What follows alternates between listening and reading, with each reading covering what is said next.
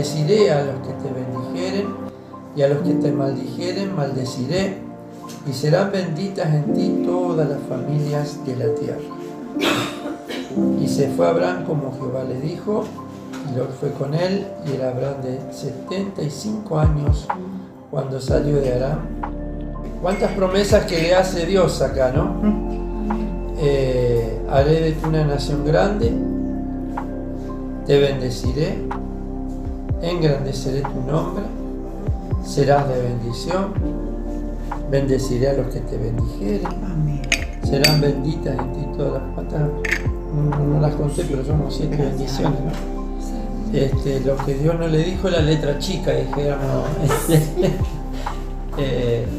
a Abraham. Pero bueno, Les Lejá, creo que más o menos lo sabemos, no significa solamente vete. Y realmente en el hebreo implica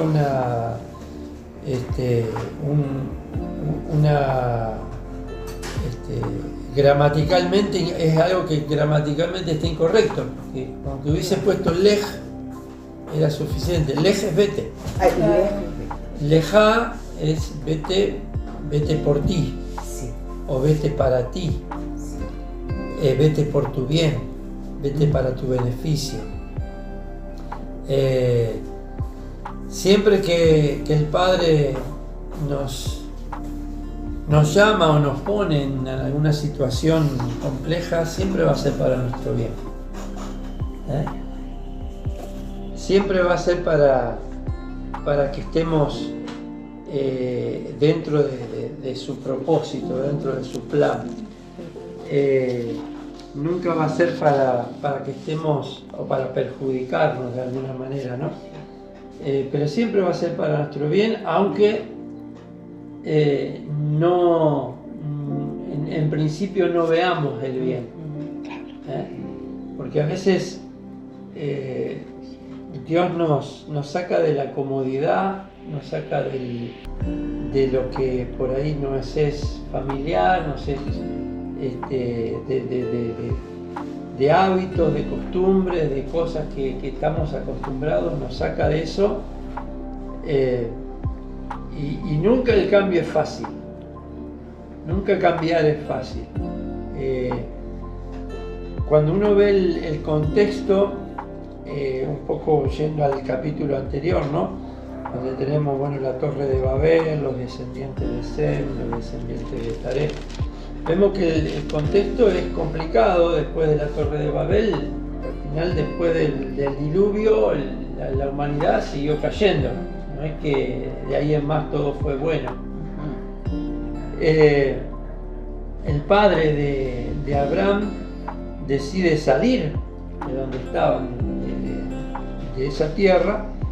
Si uno lee un poquito el capítulo anterior, 11. El capítulo 11, así los últimos versículos. 11, ¿cuánto?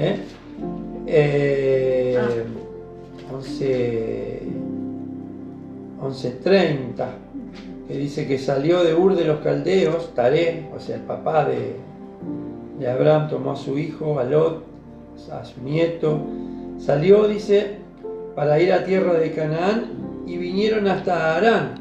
O sea, no es que llegaron a Canaán, no, porque realmente el propósito de Dios era con Abraham, no con su padre. Taré se quedó a mitad del camino. Cuando Taré falleció, recién ahí entonces Abraham emprende la marcha y llega a donde tiene que llegar. El llamado era para Abraham, no para su padre. Y uno puede pensar, bueno, Abraham, obviamente Dios lo elige porque ve en él algo distinto. Dice la tradición que Abraham, siendo aún muy pequeño y en medio de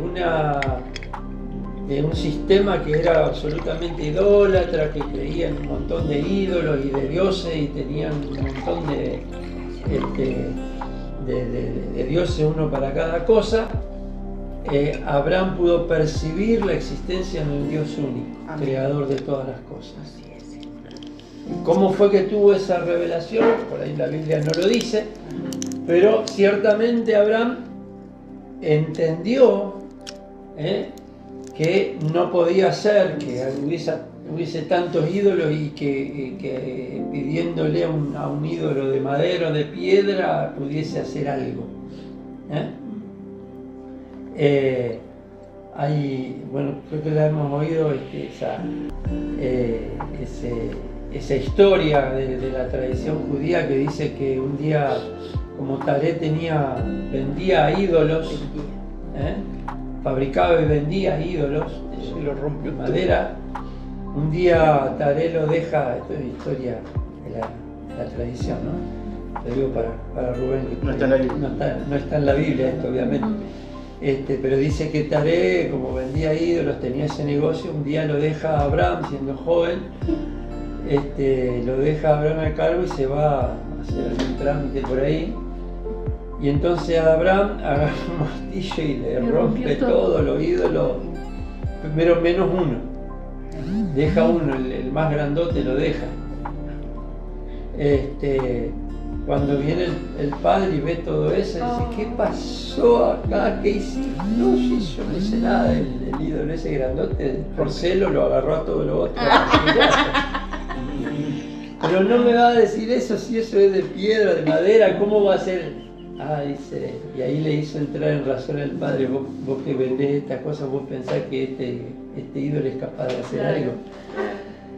Y le hizo entender al padre de que Dios no es un ídolo de piedra, de material. Abraham, fallecido su padre, sale de la tierra de Aram con todas esas promesas de Dios sobre él.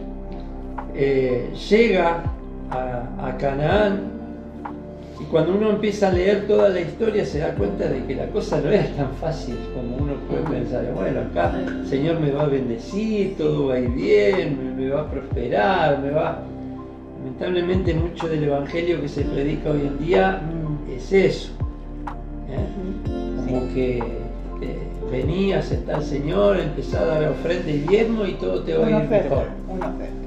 Una oferta. Dios no hace ese tipo de ofertas. Dios promete, que es distinto. Ahora, el proceso por el que tuvo que pasar Abraham, quizás no lo quisiéramos pasar nosotros, porque llega a esa tierra y lo primero que hace es levantar un altar. Llega a Siquem, Shechem en hebreo, donde dice que está el encino de Moré. Moré es maestro. Sí. Moré significa maestro, y allí dice que edifica un altar. Abraham tenía la capacidad de discernir a Dios en las cosas. Y cuando llega a la tierra es el primer altar que levanta para ofrecer, para adorar a Dios. Y ahí tiene una experiencia espiritual. Se le aparece, dice, altar, el versículo 7 dice: apareció Jehová a Abraham y le dijo: a tu descendencia daré esta tierra. Y edificó allí altar a Jehová, quien le había aparecido. El primer altar de adoración, que es el altar que podríamos decir del compromiso o de la conversión o del conocimiento, porque ahí es donde Dios se le aparece. Anteriormente no dice la palabra que Dios se le hubiese aparecido. ¿Cómo fue que le dijo? ¿Cómo fue que él entendió esas promesas de Dios? No lo sabemos. Pero evidentemente en la tierra de Canaán, la tierra que le prometió, él tiene una experiencia espiritual, que es la primera. Edifica un altar, allí Moré significa maestro, él empieza a aprender, a conocer a Dios y a ser conocido por Dios. Eso está bueno, a conocer a Dios y a ser conocido. Y a ser conocido por Dios. No significa que Dios no sabía quién era Abraham, pero ser conocido significa abrirle el corazón a Dios. Ser sincero con Dios, permitir que Dios nos examine. Dice, es el altar de la rendición, del yo. Amén, Señor. Porque Abraham podría haber argumentado y podría haber dicho, acá estoy bien, me quedo acá porque acá tengo todo lo que necesito, estoy cómodo. Sobre todo el estar cómodo. Dios siempre nos va a sacar de la comodidad. Y obviamente tuvo que, yo creo que cuando Dios le dice deja a tu tierra, a tu parentela, a la casa de tu padre, eso fue un proceso. No es que desde una dejó todo, porque vemos que se mudó con su padre, quizás cuidó de su padre. Primero tuvo que salir de su tierra y de su parentela, por último de la casa de su padre. Pero eso fue todo un proceso, ¿no? Es que fue, a veces lo tomamos como que, bueno, Dios lo llama y al otro día agarra sus cosas y se va. Para mí fue un proceso. Sí, fue un proceso. Que le llevó seguramente varios años. Cuando tenía recién 75 años, él sale de Harán y llega a Canaán y a la tierra que Dios le había dicho. Siendo que Dios no le dijo a dónde tenía que ir. Dios no le dijo a dónde tenía que ir. Sal. Y él salió. Quizás pensó primero que era Harán, donde fue con su padre. Él salió, llegó a Siquem y allí Dios se le manifiesta. Y ahí es donde entiende que esa era la tierra. Él edifica el altar, un altar que significa rendir nuestras preferencias, nuestros deseos, nuestras ambiciones, lo que queremos, lo que pensamos, que necesitamos o que queremos. Él rinde allí en Moré todo lo que había dejado atrás, ¿no es cierto? Dice en esta versión, Abraham atravesó el país hasta llegar al lugar de Shechem, que es Siquem, hasta la planicie de Moré, y el cananeo estaba entonces en la tierra, y Hashem se apareció a Abraham y le dijo, a tu descendencia daré esta tierra. Ahí es donde Dios le dice, sí, esta es la tierra. Hasta que no llega no le dice.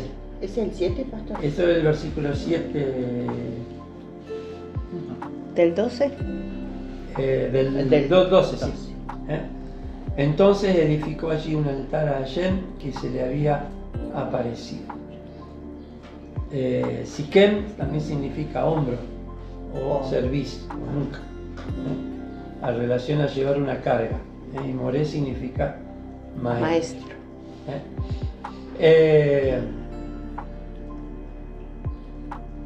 Siquem entonces representa en la vida de Abraham como si fuera el lugar de conversión, el lugar de la experiencia espiritual, ¿no? Donde, como dice Pablo, se muere a sí mismo y reconoce a Dios como su único Dios verdadero.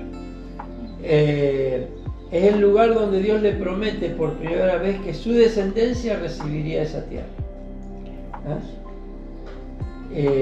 Algo que no dije al principio es que, bueno, venimos hasta el capítulo 11 estudiando la historia un poco de la creación, de la humanidad, de todo, pero a partir del capítulo 12 Dios se centra en una familia, en un hombre, pero en una familia. Y es la historia Génesis, de ahí hasta el final de Génesis es la historia de una familia. Sí. Disfuncional, pero familia. Es verdad. Con todos los problemas que uno puede imaginarse, con toda las idas y venidas, parece una novela venezolana, Pero tal cual. pero es la palabra de Dios. Eso es lo bueno, que muestra todo, lo bueno y lo malo. No como nosotros la que Torá queremos no mostrar lo adorna, bueno nomás, claro, nuestro. La Torá no adorna las historias. No las romantiza. No las romantiza exactamente, sino que en cada historia hay una enseñanza, no es solamente historia. Claro. Si uno lo va a estudiar como historia, se queda con el 1% de las cosas. Cada palabra, cada historia que leemos, por supuesto, es un mensaje para cada uno de nosotros, ¿no?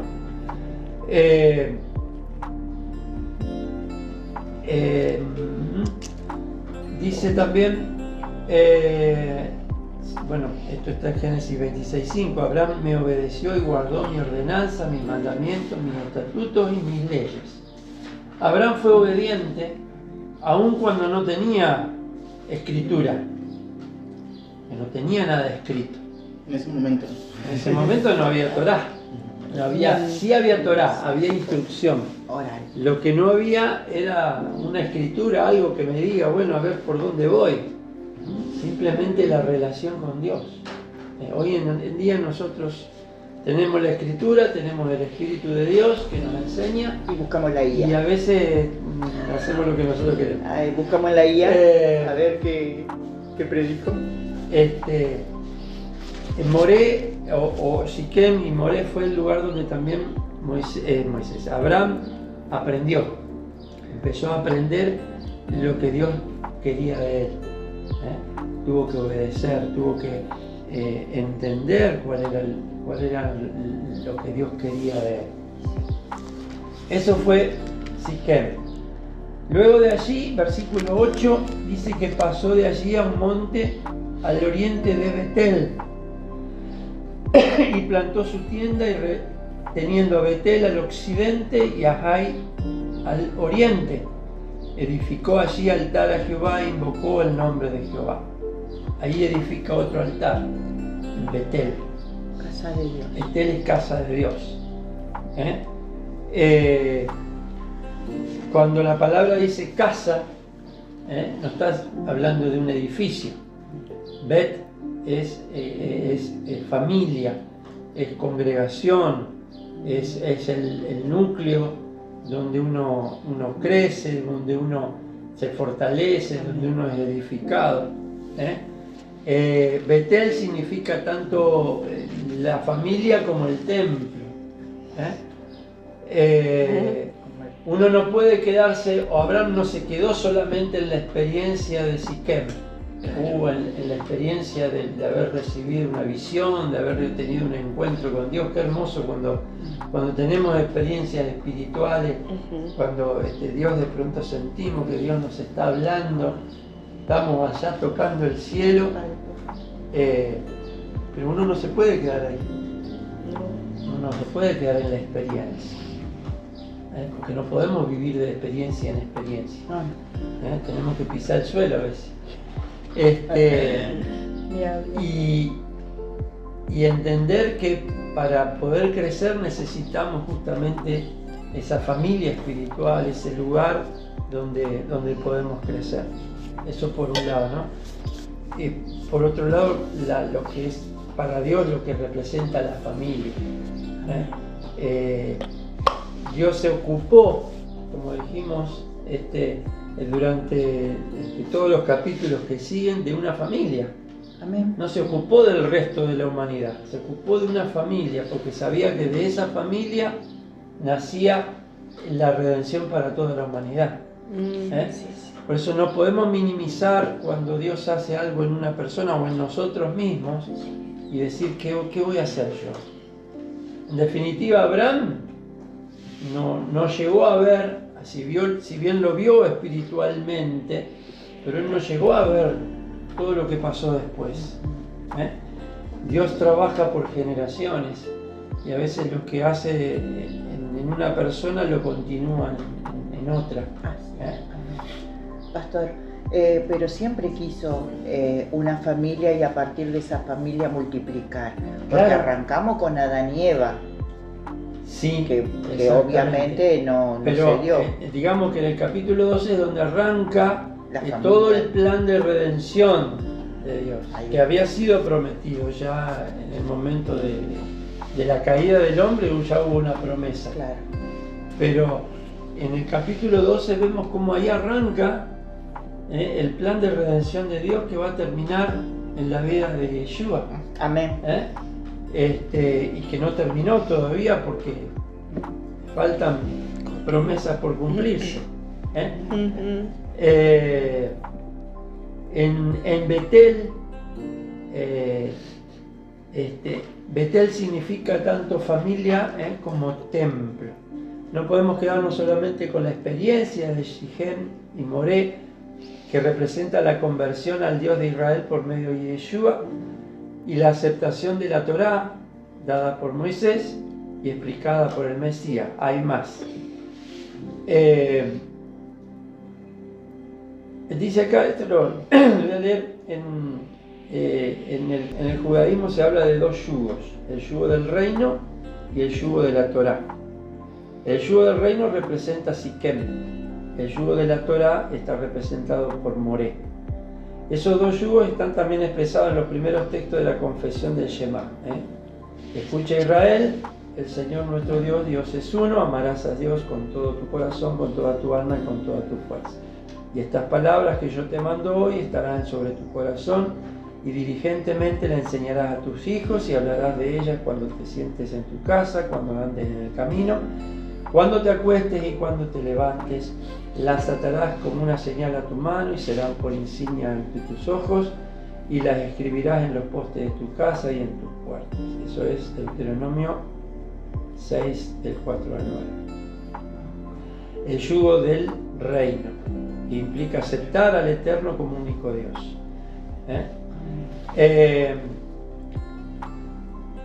Y el yugo de la Torá, obedecerás mis mandamientos, etcétera, etcétera, todas las promesas que hay por medio de la obediencia.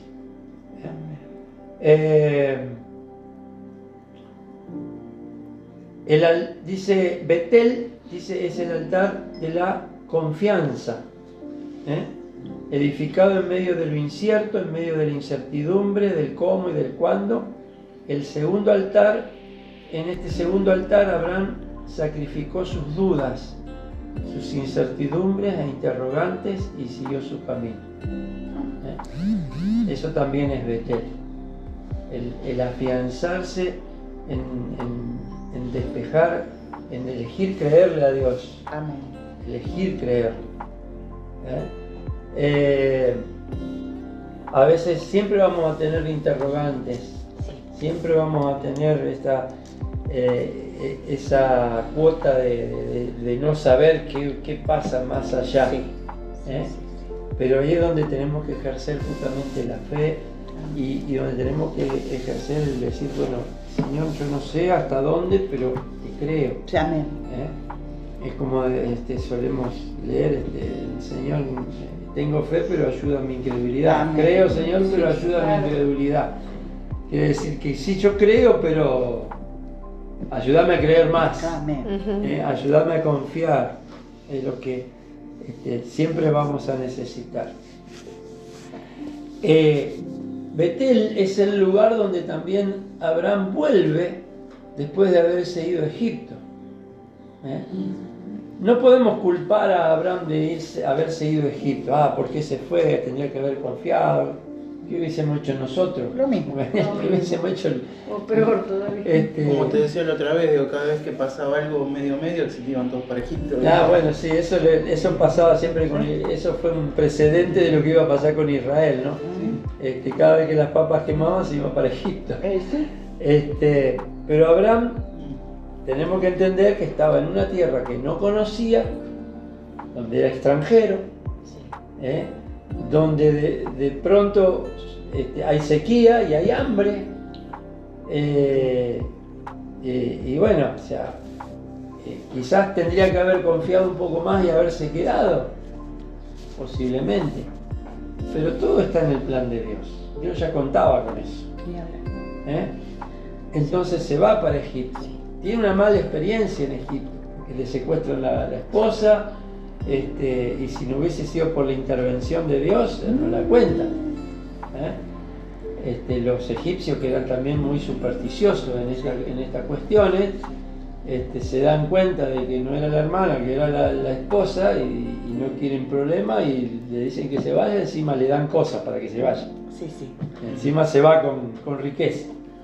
El tema es que al volver, Abraham no vuelve al primer lugar donde tuvo esa conversión, donde tuvo esa primera experiencia, vuelve a Betel. A Betel. Vuelve al lugar de donde quizás desde donde salió para irse a Egipto. Bueno, volvamos. Volvió al punto donde quedamos ahí. Hizo la bifurcación, ahora donde dobló mal. Se desvió. Cuando uno erra el camino así en el medio del campo, me pasó un montón de veces a mí. Que en vez de doblar para allá, dobla para allá. Cuando se da cuenta, ¿qué hace? Vuelve a donde agarró para el otro lado, ¿no? Y entonces ahí decide. Reparó, hizo ticú. Tuvo que hacer teshuvá, volver. Claro. Teshuvá es retorno. Y vuelve a Betel, retoma el lugar de la incertidumbre, vuelve a invocar a Dios, y esta vez no edifica un altar porque ya había un altar. Claro. Ahí va a recordar, a dar gracias y a adorar. En medio del recorrido fue bendecido y prosperado a pesar de sus errores, a pesar de que se equivocó, aún así Dios lo bendice. Entonces, Moré, Betel, en medio de ese afianzarse de Abraham, surge una contienda entre los pastores de Lot, que ya había crecido, ya tenía su propio ganado, los pastores de Abraham. Surge una controversia ahí. Entonces leemos en la historia que Abraham le dice: bueno, elegí a dónde quieres ir, yo me voy para el otro lado, no hay ni problema. Sí, sí. Y Lot ve las praderas, ve el pastito verde, ve la comodidad, yo voy para allá. Pero después de eso, ¿Dios qué le dice? Mirá, norte, sur, este, oeste, todo es tuyo. Ajá. No importa lo que haya elegido Lot. Dios se le aparece en medio de su tristeza por la separación y le afirma una vez más la promesa que le ha hecho. Eso está en capítulo 13 ya, en el 14 y 15. Después que Lot se apartó de él, Dios le dice: alza tus ojos y mira desde este lugar donde estás hacia el norte, al sur, al oriente, al occidente, porque toda la tierra que ves la daré a ti y a tu descendencia para siempre. Lot no era su descendencia. Lot no, era el hijo del era hermano. Su sobrino, en todo caso. Pero la cuestión es que a Abraham se le promete esa tierra, ¿no? 13:18, Abraham, pues, removiendo su tienda, vino, moró en el encinar de Mamre, que está en Hebrón, y ¿qué hace allí? Edificó otro altar. Yo siempre digo, cuando hay así esas, como eso, congresos o cursos o capacitaciones de adoración, siempre se habla de David. ¿Y Abraham? Y de Abraham no se habla mucho. No se habla. Sin embargo, para mí, Abraham es el mayor adorador. Sí. Digamos, David le puso música, en todo caso. Sí. Pero Abraham no dice acá que sabía tocar instrumentos ni que tenía algún don especial para la música, ¿no? Tenía el don de poder adorar a Dios y edificar altares. Pero es muy probable que sí, pastor. Probablemente. Sí, porque la música. Pero en todo caso, lo que la Biblia no dice, porque en ese momento no importaba eso. No importaba. No era lo fundamental. Claro. A eso voy. Sí, quizás tenía instrumentos, como en toda la historia de la humanidad siempre hubo instrumentos de música. Sí. Pero el silencio de la palabra también nos tiene que decir algo. Claro. Él dice que edifica altar. Quizá a la manera que él había aprendido en otras tierras, pero él edifica altar al Dios verdadero y adora a Dios. Y aún en medio de la incertidumbre. En medio de la incertidumbre. Mamre significa vigor y Hebrón significa alianza, compañía y unión. O sea, los nombres que hay en la Biblia no están puestos al azar. Significan algo. Hebrón, dijimos, significa entonces alianza, compañía y unión. Y Mamre es vigor, fortaleza. Es como si Dios le dijera: fortalézate, toma vigor en nuestra alianza, en nuestra compañía, en nuestra relación. Es 13, 18. 18 es el tercer altar que encontramos. En este tercer altar es necesario sacrificar relaciones. Eso es difícil a veces. Exacto. Sacrificar relaciones que de pronto nos pueden perjudicar. No está queriendo decir que lo tenemos que pelear con todo el mundo. Pero a veces en nuestra vida hay relaciones que no son sanas, que no son buenas. Que uno tiene que decir: hasta acá, vos para allá, yo para acá, todo bien, seguí siendo mi sobrino, como le habrá dicho. Incluso después lo rescató, porque seguía siendo familia. Pero a veces tomar distancia es necesario para los propósitos de Dios. Sí, es sanador. Es sanador. Jesús mismo dijo: bueno, cualquiera que ame más a su padre, no dijo que lo tenía que aborrecer y odiar. No. El tema es prioridades. El tema es quién está primero en mi vida. Dice aquí, bueno, Lot nunca debió acompañar a Abraham. Bueno, no sabemos. Quizá Abraham sentía alguna responsabilidad por su sobrino, que quizá en ese momento era joven, entonces sentía alguna responsabilidad por él. La cuestión es que llega un momento que, bueno, tienen que agarrar cada uno por su lado, sin enojo, porque no es que se enojaron ni se pelearon, simplemente decidieron que era mejor andar con tu ganado, con tus cosas para allá, yo voy a seguir por este lado. Cuando Lot estuvo en problemas, allá fue Abraham, lo ayudó, lo rescató. Pero bueno, a veces para ver el cumplimiento de los propósitos de Dios en nuestra vida tenemos que sacrificar a veces relaciones, aunque a veces nos puede doler incluso. Sí, totalmente. Sobre todo dentro de la familia. Sobre todo dentro de la familia. Y entender que de pronto una amistad o una relación puede perjudicar lo que Dios quiere hacer. Sí. Me quedé pensando eso que dijiste de la familia. No, tiene que ver un poco, porque ayer justamente alguien me comentaba: uy, tengo que ir a la casa de la familia de mi esposo, y no me gusta, dice, porque todo el tiempo hablan mal de Dios y eso me hace mal.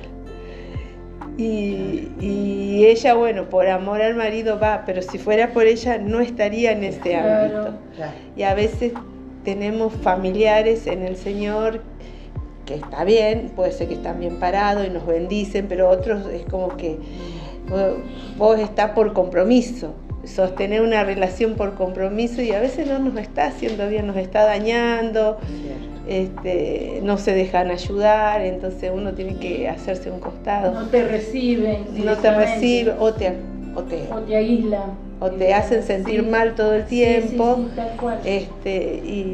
Y aún eso, a veces sí, bueno, a veces puede ser hasta una madre, un padre que te está... Bueno, es cierto. No me peleo, pero cuando me necesites estoy, pero sigo mi camino, ¿no? Exactamente. Sigo al Señor.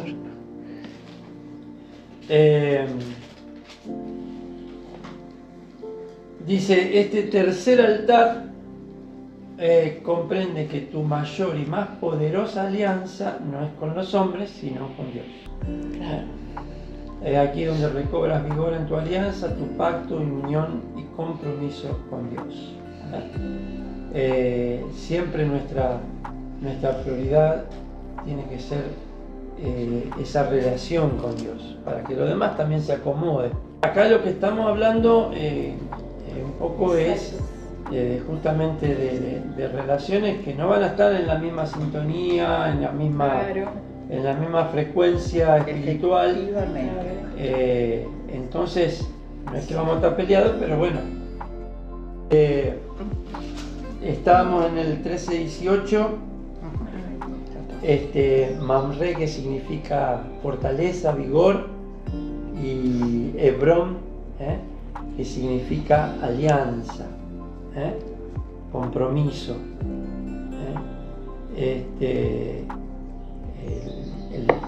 La unión con ese altar donde renovamos siempre, donde ese es el altar donde siempre tenemos que volver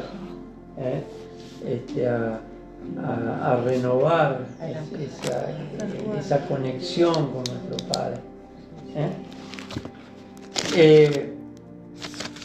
Abraham tiene que pasar por muchas pruebas a lo largo de su caminar con el Señor.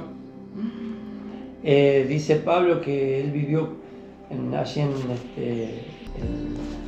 en Hebreos, que él vivió como extranjero en la tierra que Dios le había dado. Así es. Él vivió como extranjero. Él peregrinó por toda la tierra, no se asentó en un solo lugar, estuvo recorriendo y caminando, viviendo. Como dije al principio, a veces Dios no te dice la letra chica. No te dice todo lo que vas a tener que pasar. Pero cuando hay un propósito y cuando entendemos ese propósito de Dios, entonces la cosa se hace más llevadera, porque sabemos que no estamos mirando las circunstancias del momento, sino que estamos mirando más allá. Aleluya. Incluso más allá de nuestras propias vidas, porque Abraham estaba mirando mucho más allá. Generación. En definitiva, Dios le promete una nación, ¿y qué le da? Un hijo. Claro. También le dio a Ismael, ¿no? Pero bueno, Y ahí se armó la galleta. No, pero el otro día estaba leyendo algo de Ismael y me resultó muy alentador, porque digo... comparte, pastores, comparte. Después en otro momento por ahí lo compartimos, pero... La cuestión es que a veces las promesas de Dios tienen un cumplimiento que a veces nosotros no entendemos. Es verdad. Señor, me dijiste una nación, pero me dijiste un hijo. Pero Abraham pudo ver más allá. Y que en ese hijo que le daba, iba a haber toda una generación y toda una nación que nace de un solo hijo. Hay que Encima creer. le pidió que lo mate el hijo. Ese fue el cuarto altar. La prueba más grande que tiene Abraham. Eso ya está en otra porción, está más adelante, ¿no? Pero no lo podemos dejar de mencionar, que ese cuarto altar, donde es la fe y la obediencia en estado puro. Es que lo tenés que hacer. Porque Dios le ordena sacrificar el hijo que le había prometido. Y uno humanamente no lo puede entender, pero hasta qué punto Dios necesitaba probarlo a Abraham. Y siempre las pruebas no vienen porque Dios quiera sacarse la duda a él. No, para que vote. Es para que cada uno se dé cuenta. Claro. ¿Hasta dónde llega mi fe? ¿Hasta dónde llega lo que yo le he creído a Dios? En Hebreos, en el capítulo 11, está escrito allí que por la fe Abraham, cuando fue probado, ofreció a Isaac. Y el que había recibido la promesa ofrecía esa promesa, ofrecía a su único hijo. fue a él quien le dijo: en Isaac te será llamada descendencia. Él consideró, dice Hebreos, que Dios era poderoso para levantar aún de entre los muertos, de donde también en sentido figurado lo volvió a recibir. Sí, amén. En cierta forma, Abraham le creyó eso a Dios. Así es. Yo lo sacrifico y yo sé que Dios lo levanta. Amén. ¿Cómo? No sé, pero Dios lo hace vivir Así de nuevo. es. Así es. Eso es lo que dice Hebreo. El creerle hasta ese punto a Dios,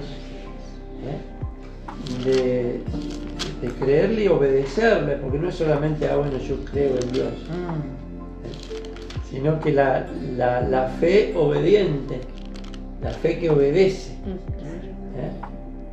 En ese pasaje Abraham no es más Abraham, sino es Abraham, padre de naciones, padre de un pueblo.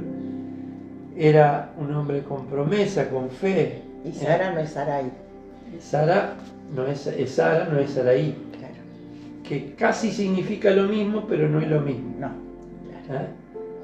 En este altar del amor total para Dios, ese fue el altar más difícil de edificar, ya que le pidieron lo que más amaba, el hijo de la promesa, el que estuvo dispuesto a entregar en la confianza de que el Eterno se lo devolvería. Este cuarto altar donde se expresa el mayor y más perfecto sacrificio. Es también el altar profético, donde Dios se provee del reemplazo. Se provee, qué bueno está eso. Se provee. Porque cuando van hacia el lugar, Isaac le pregunta a Abraham: ¿y dónde está el cordero, el animal que Dios se va a proveer? Dios se va a proveer. Y obviamente entender a Isaac, que no era un niño. No. Qué bárbaro eso, 30 años. Ya dice que tenía como 30 años. Entender que el sacrificio era él. Pero Dios provee un sustituto. Y no se revela. Yo pensé que era chiquito cuando... No, 30 años tenía. Me parece que la imagen que te pasan a veces que era un Sí, chico. ¿viste? Ajá. La imagen. Claro, pero en realidad no Pero es. no. Porque ahí está personificado como un nene. En la escuela dominical nos enseñan que era un niño. Exacto, sí. Bueno, hay que a veces... ¿A dónde dice que tenía 30? No lo dice directamente, pero tendremos que empezar a buscar un pasaje y descubrir que realmente... Creo que cuando llega a la muerte de Sara, claro, sacando la cuenta por la muerte de Sara. como 37 años tenía. Claro. No era ningún chico. No era ningún nene. Entonces. No. Sí, el otro día estaba leyendo Porque- eso y digo, tenía como 37 Lo que años. pasa es que si uno se pone a pensar, digamos, un niño es más sumiso que Puede ya un- no O más entender. manejable. Sí, bueno, qué sé No, yo, lo pueden más engañar. inocente de Es. sí, bueno, o sea, pero una persona grande de 37 años, no sé si tenía 37, pero bueno, Pero ponele más de 30 seguro. más Sí, de sí. 30. Pero lo tremendo que ¿Cómo él lo le dice- convences para No, eso? y él tampoco necesitó convencer. Él sabía lo que estaba En ocurriendo. algún momento Isaac sabía que él era el sacrificio. Sí. Y le Y dijo, aprendió de su padre. haz lo que tengas que hacer. O sea, se ofreció Hay muchas el- imágenes en ese sentido, hay muchas imágenes de la Igual, escuela no, dominical que tenemos que igual, empezar a no, borrar. sí, de- sí, Sí, sí, porque la verdad yo estoy convencido de que era un... Claro, pero Sí, por yo, a ver, perdón, en vez de decir lo que yo pienso, creo que Abraham supo todo el tiempo que el Señor no necesitaba sacrificio de sangre humana. Claro, hay que ver también de dónde viene Abraham. O sea, sacrificio sí. Donde él venía, el sacrificio humano era cosa común. Claro, pero... Una cultura, Él venía de esa Sí, cultura. sí. Pero Entonces, ayer no era cuando- así. obviamente que no, pero él también tuvo que aprenderlo a eso. Así lo tuvo que Lo aprender. tuvo que aprender. Entonces por eso él no cuestiona a Dios cuando le dice dame a tu hijo. No lo cuestiona. Tu Es único- que- y le vuelve a decir, tu único Y hijo. encima se lo recalca. Él no cuestiona porque de alguna manera él venía de esa cultura. Aunque habían pasado muchos años, pero otra de las cosas que Dios le enseña con esto es que él no quiere sacrificio humano. Así es. Él no espera ese tipo de sacrificio. Claro. Entonces es allí donde, bueno, después lo vamos a estudiar más en profundidad cuando llegue el momento de estudiar ese pasaje, ¿no? Pero de alguna manera Dios también le está enseñando eso, que Él no permite y no quiere ese tipo de sacrificio. ¿Sabes de dónde animales, deducen que la edad? Porque después de la muerte de Sara buscan la esposa y él se casa cerca de los 40 años. Claro. Entonces, y cuando muere la madre, ella tenía 127 años, los tuvo a los 90. Entonces ahí se Sara que tenía 37. Porque Sara muere después de ese pasaje, después de esa situación. Después de esa situación, Que ella Sara, sabe que 127. el hijo lo van a sacrificar y no lo entendía todavía. ¿Cuál fuera la vida de Sara cuando 127. Sí, 127, pero Y 14. vuelvo a repetir, si queremos por ahí aprender un poco de lo que es la adoración, estudiemos un poco más de Abraham. Amén. Dice Romanos, por tanto les ruego por la misericordia de Dios que presenten sus cuerpos como sacrificio vivo, santo y aceptable a Dios, que es el culto racional de ustedes. No se adapten a este mundo, sino transfórmense mediante la renovación de su mente, para que verifiquen cuál es la voluntad de Dios, lo que es bueno, aceptable y perfecto. El sacrificio, la adoración que Dios quiere es eso, justamente, presentarnos nosotros mismos, no como un sacrificio muerto, sino como un sacrificio vivo.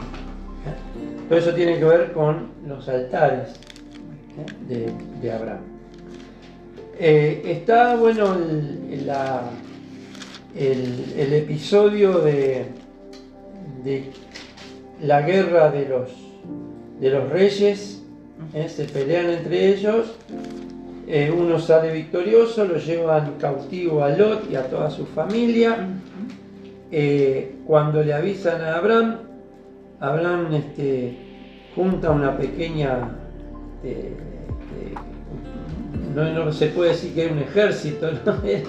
Era un pequeño batallón, y va y lo libera. Por ahí lo pasa desapercibido, ¿no? Pero es como que si leemos los reyes eran como 4 o 5 reyes,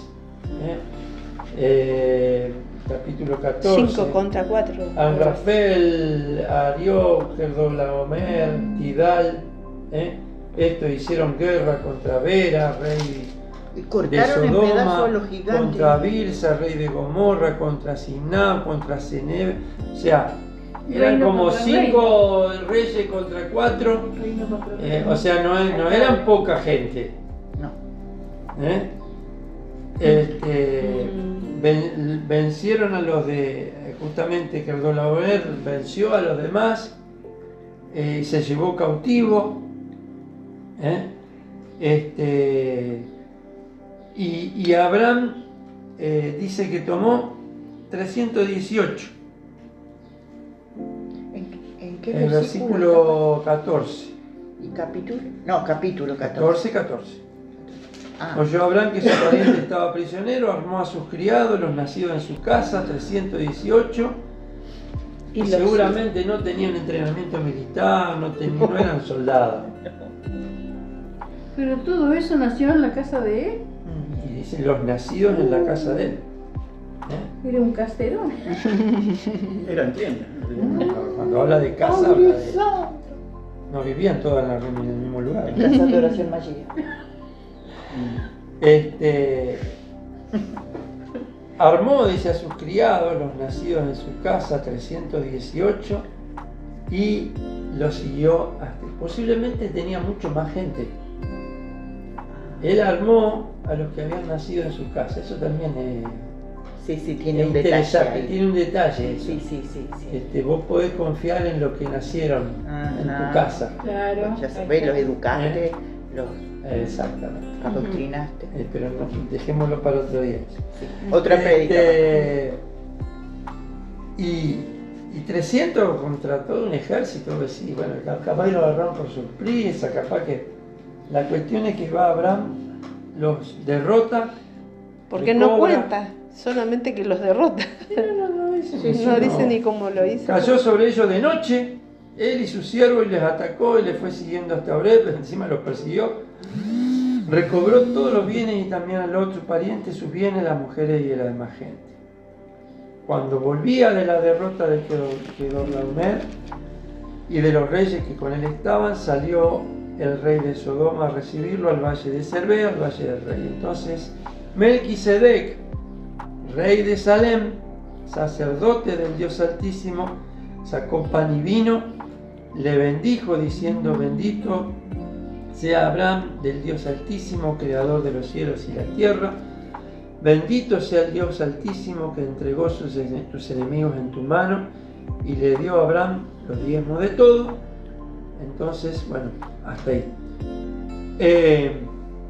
¿Quién es este Melquisedec que se habla mucho y se sabe poco? Yahshua. ¿Quién era este? Algunos dicen que, bueno, Melquisedec, como dice ahí la parashá, realmente es un título y no un nombre. La cuestión es que, bueno, el otro día estaba mirando, no sé si ustedes lo suelen ver al Bacari, El suelto. excavaciones que hicieron en la ciudad de David.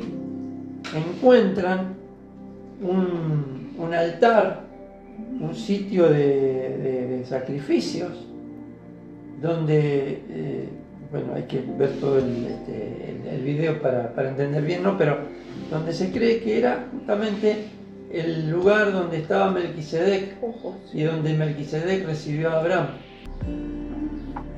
El mismo Jerusalén. Salem es Jerusalén. Sí. Obviamente que Melquisedec es figura de Yeshua, del Mesías. Y dándole pan y vino. Y dándole pan y vino. Como la Santa Cena. Como la Santa Cena, exactamente. Voy a tener. Cierto. La Torá no nos dice mucho de Melquisedec, sabemos que gobernó como rey, lo que decimos. Melquisedec, que significa rey, Melqui, ¿cómo es? Rey de justicia. Es rey de justicia. Melquisedec significa rey de justicia. Así es. Y era rey de Salem. De Salem. Salem es paz, es shalom. O sea, la figura misma del Mesías. Y dice. La Biblia se refiere a cualquier rey sobre Israel como el ungido, ¿no? El Mesías. Él es el rey de justicia. El profeta Jeremías se refirió a la venida del Mesías como el rey que logrará justicia. Y aquí vienen días, dice el Señor, en que levantaré a David un retoño justo, reinará un rey que obrará con inteligencia y que practicará el derecho y la justicia en la tierra. Amén. La Biblia identifica a Salem como el nombre antiguo de Jerusalén. Equivale a Salem con Sión, lo mismo, diciendo su tabernáculo, eso es el Salmo 76:3. Su tabernáculo está en Salem, su morada también es Sión. La asociación con Jerusalén aumenta la imaginación mesiánica. La idea de un rey de justicia gobernando sobre Jerusalén apunta hacia una era mesiánica.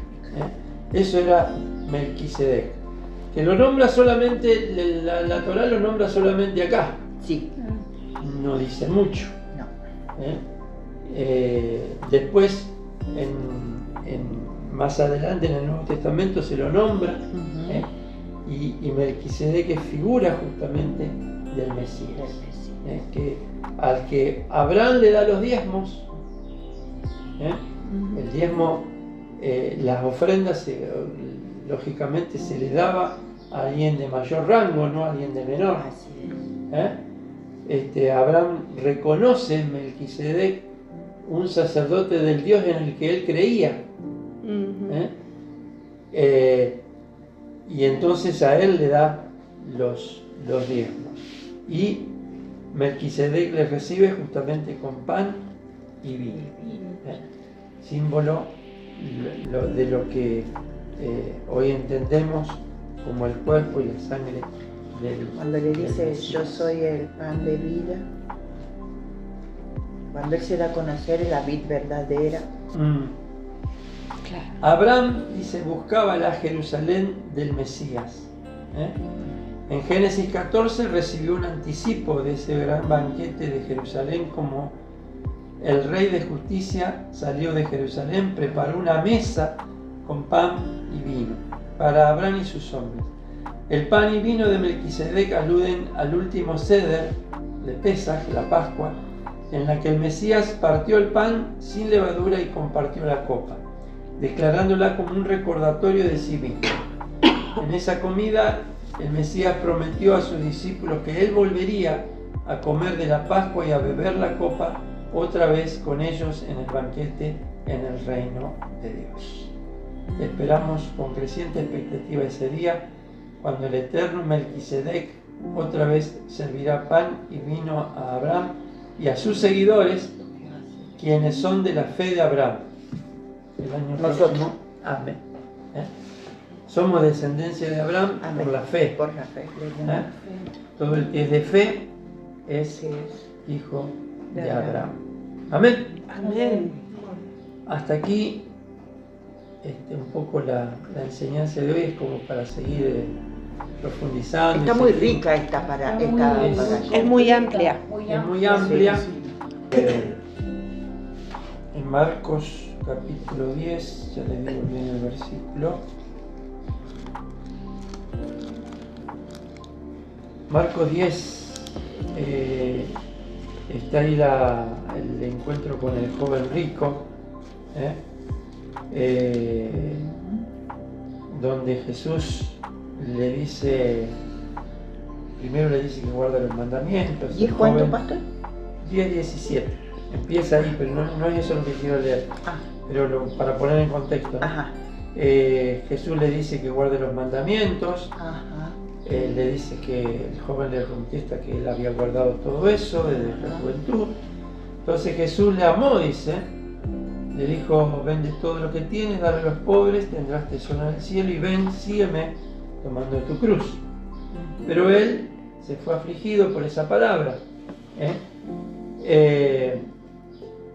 No sabemos qué pasó después con él, pero Jesús, mirando a sus discípulos, dice cuán difícilmente entrarán al reino de Dios los que tienen riqueza. Los discípulos se asombraron de sus palabras, pero Jesús, respondiendo, volvió a decirle cuán difícil es entrar en el reino de Dios a los que confían en las riquezas. Claro. Más adelante, versículo 28, Pedro comenzó a decirle, he aquí nosotros lo hemos dejado todo y te hemos seguido. Respondió Jesús y dijo, de cierto os digo que no hay ninguno que haya dejado casa, o hermanos, o padre, o madre, o mujer, o hijos, o tierras, por causa de mí y del Evangelio, que no reciba 100 veces más ahora en este tiempo, casas, hermanos, hermanas, padres, hijos y tierras, con persecuciones, y en el siglo venidero, la vida eterna. A veces, Abraham renunció, tuvo que renunciar, por una promesa. No es que lo vio ahí, bueno, te doy esto si dejas esto, ¿no? Más difícil fue lo de Abraham. Abraham, justamente por eso es llamado el padre de la fe. Claro, Porque tenía que creer. Dejó todo por seguir a Dios, por obedecer a Dios. Y dice que él creyó en esperanza contra esperanza, porque no había esperanza humanamente, no había esperanza de que él tuviese descendencia. Y por haber obedecido, Dios lo prosperó más allá de lo que nuestra imaginación puede entender. No solamente que le dio el hijo de la promesa, sino que también lo hizo. Hoy sería Elon Musk, Bezos y más de uno, todos juntos. Sí. La verdad. Qué tremendo. Por la riqueza, ¿sí vos? Sí. Estamos hablando de riquezas materiales que Abraham pudo tener. Si pudo ir a pelear con 300, y no eran todos, eran los que habían nacido. Pero yo pienso que todo lo que se materializa, o sea, Bueno, todo lo que viene a este plano, perdón, pastor, Sí. comienza primero en el orden espiritual, en nosotros.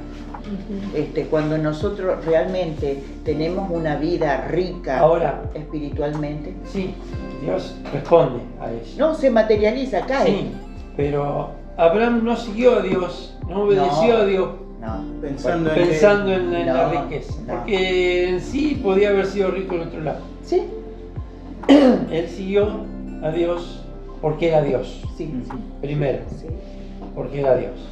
así es, Y porque entendió que si Dios es Dios, hay que obedecerlo. así es, sí, ¿Eh? sí. Esa es la razón primera. Lo segundo, sí, él anhelaba descendencia. Y ya vio que Sara era estéril, que él ya estaba envejeciendo. Que incluso lo quiso ayudar a Dios. ¿La empeoró? Pero primero la obediencia al Dios verdadero. En segundo lugar, la descendencia.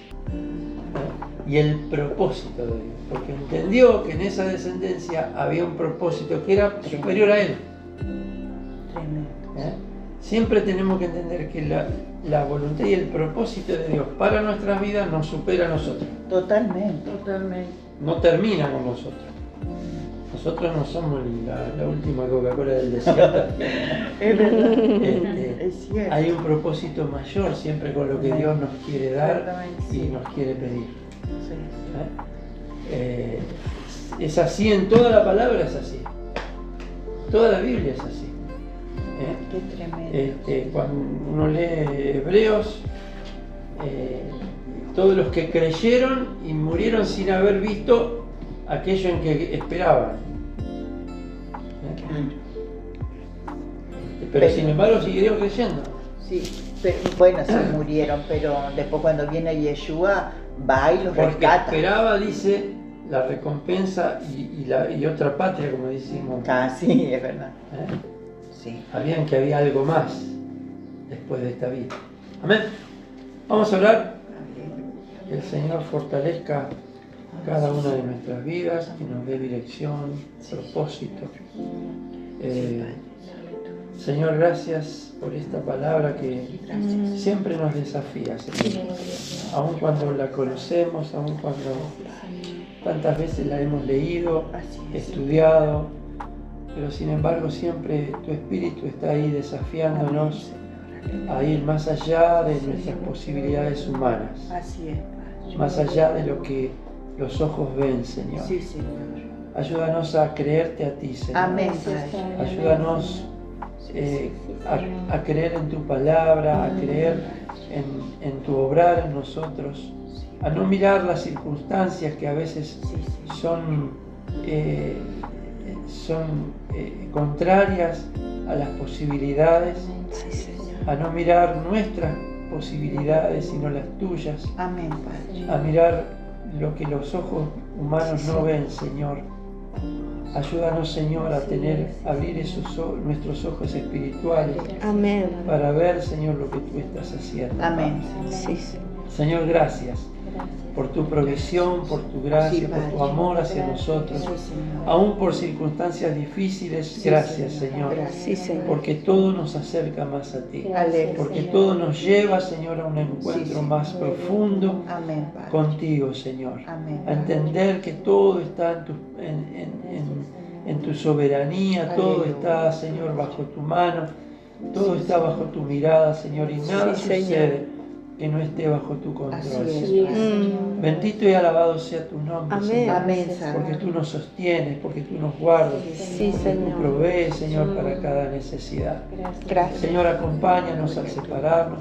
Bendice a mis hermanas. Amén. Bendice las familias. Amén. Señor, que el encuentro de esta tarde en la iglesia sea realmente un encuentro contigo, Señor. Amén.